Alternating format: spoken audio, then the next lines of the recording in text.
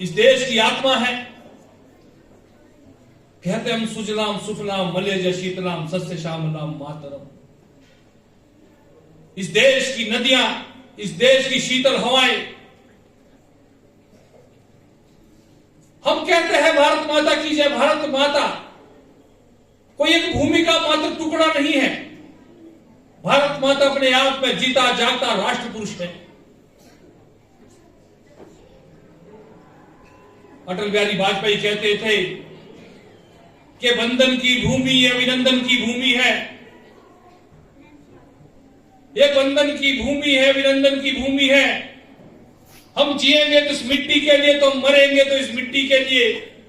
और मरने के बाद भी जब हमारी अस्थियों को हरिद्वार में गंगा जल में बहाया जाएगा, तब भी कोई उन हड्डियों को कान लगाकर सुनेगा तो एक ही आवाज आएगी, भारत माता की जय। ऐसे इस देश की सभ्यता संस्कृति जो भारत माता को अपनी मां का रूप मानता है और जिस माता की गोद में खेलकर हम बड़े होते हैं, एक मां वो जो हमें जन्म देती है, एक मां वो जिसकी गोद में खेलकर हम बड़े हुए, जिसकी मिट्टी में खेलकर हम बड़े हुए, जिसका अन्न पानी और हम ग्रहण करते हैं, और जिस भारत माता के लिए हम विदेशियों से लड़ते हैं।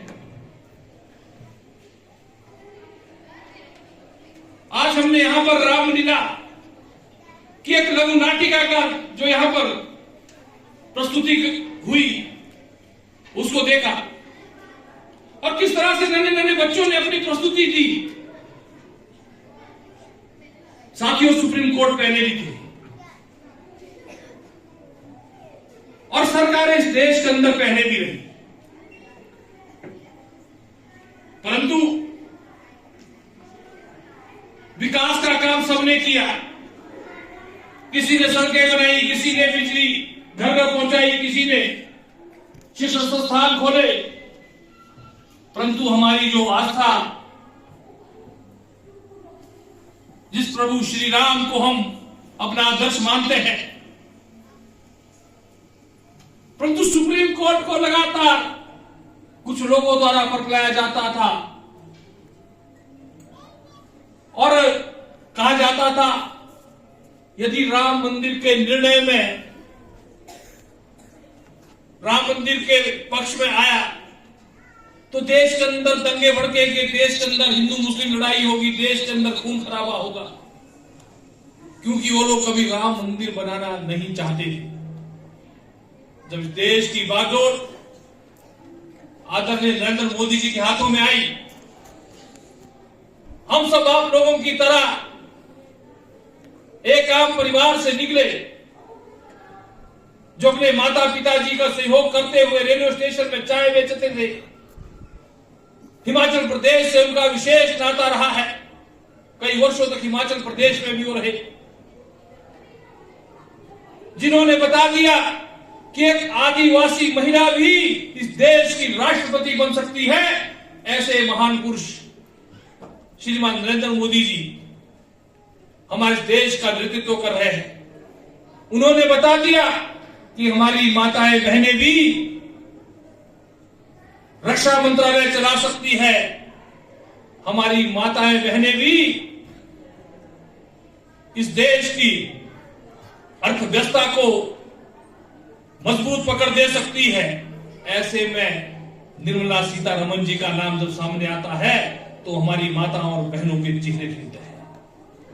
आपने अभी देखा सर्वर स्ट्राइक में जिस तरह से हमारी दो बहनों ने पाकिस्तान के छक्के छुड़ा दिए, पाकिस्तान के एयरबेस उड़ा दिए। एक समय था जब वहां से गोली चलती थी, हमारी सेनाएं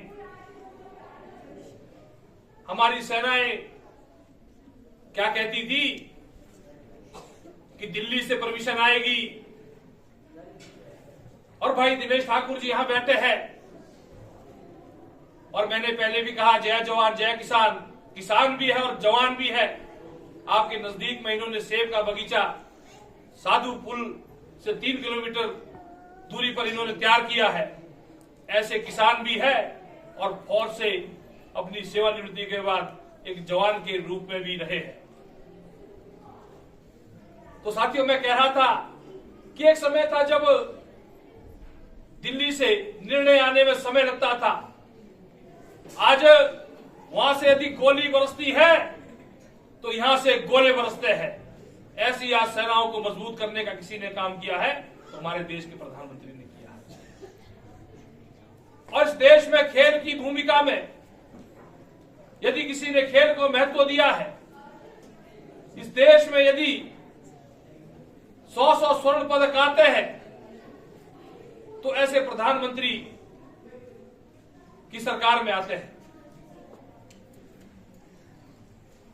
और मैं कह रहा था कि सरकारें पहले भी थे, सुप्रीम कोर्ट पहले भी थे, परंतु पहले मिसगाइड करने का काम किया जाता था कि दंगे भड़केंगे, खून खराबा होगा।